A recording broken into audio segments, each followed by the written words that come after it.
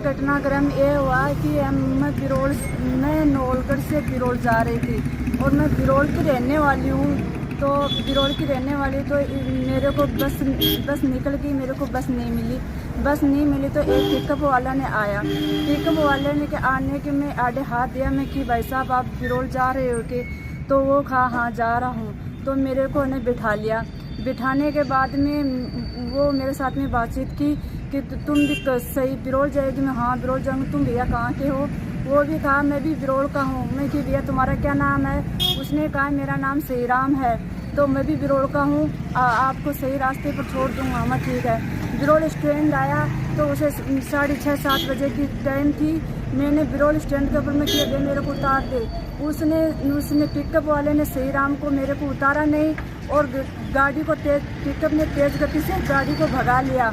गाड़ी के भगाने के बाद में जो कि मैं ज़ोर से चिल्लाई, चीखी, बाहर गाड़ने लगी। कोई मेरे भाई कोई सुना ही नहीं कि गाड़ी के अंदर कि कौन रो रहा है। मैं कि भैया मेरे को उतार दे मेरा स्टेशन आ गया है। उसने कहा कि कोई स्टेशन नहीं है।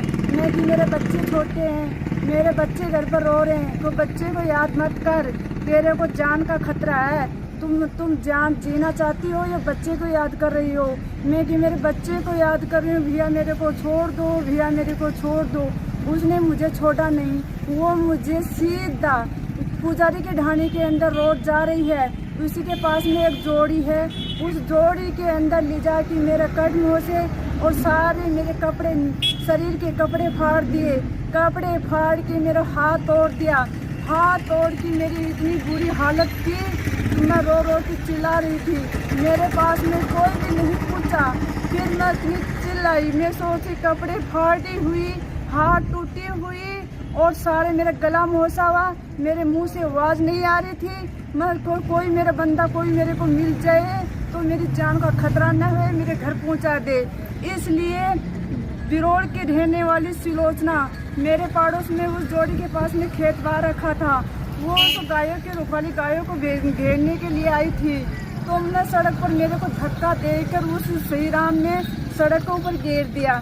तो उस सुलोचना ने कहा कि एनएल जी की भाई तू क्यों रो रही है? मैं कि मेरे को तो इस पिकअप वालों ने ना सही राम नाम बताया है और यूँ मुझे एनएल जी की वहाँ पर हाथ तोड़ के बेतमीजी करके मेरे बुरे हाल करके और मेरी ना गाड़ी नहीं रोकी। मैं बिरोल स्टेशन पर उतरना चाहती थी, बिरोल स्टेशन पर नहीं उतारा और आगे यो बहुत काफ़ी आगे चला गया है जोड़ी के अंदर। और जोड़ी के अंदर जब बेतमीजी करके मेरा हाथ तोड़ के और मुझे घेर दिया है और मुझे अब संभालने वाला नहीं है। उसने कहा बेटा रो मत, अभी मत उधर हमारे घर पहुंचाती हूँ। और वो हमारे को फिर घर पहुंचा के मेरे को ट्रीटमेंट करवाने वाला नहीं था। इसलिए मैं रात भर पूरी रात रोई चिल्लाई, मेरा हाथ की अंगुली टूट गई। मैं पूरी रात पड़ी रही, कोई मेरे को गोली देने वाला नहीं। मैं नहा नहीं सकती, मैं रोटी खाना नहीं खा सकती, फिर मैं जी की खाना नहीं खा सकती। फिर मैंने एनएल जी की थाने के अंदर आई। 6 तारीख को मैं सरकारी हॉस्पिटल के अंदर गई और उन्होंने मेरे को अक्सरा मनाया। अक्सरा मनाने के बाद में मेरा एनएल जी के हाथ टूटे हुए के प्लस्तर सरकारी वालों ने बांधा। मैं इतनी घायल थी, हाथ मेरा नीचा नहीं हो रहा था। फिर मैं घर आ गई। घर आने के बाद में मैं 7 तारीख को एनएल जी की थाने के अंदर आई। मैं तो भैया एक पिकअप वाला था, मेरे को ऐसा दिखाया, मेरे स्टेशन पर मुझे नहीं उतारा और मेरे स्टेशन पर नहीं उतारने से मैं बहुत चिल्लाई हूँ, चाकी हूँ।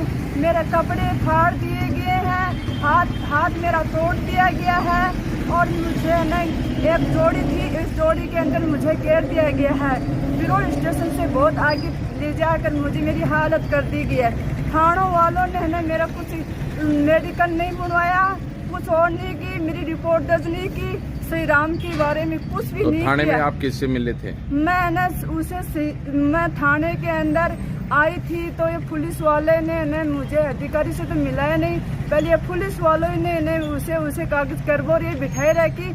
मुझे पूरे दिन भर में थाने के अंदर बिठाए रखा। मैं कि भैया मेरे कागज तो बनवाओ, मेरे कागज तो बनवाओ। ऐसे ही काम चलता है, ये थाने का काम है, ये होएगा जब भी होएगा। बैठी रहो तो ठीक है। फिर मैंने ना जी की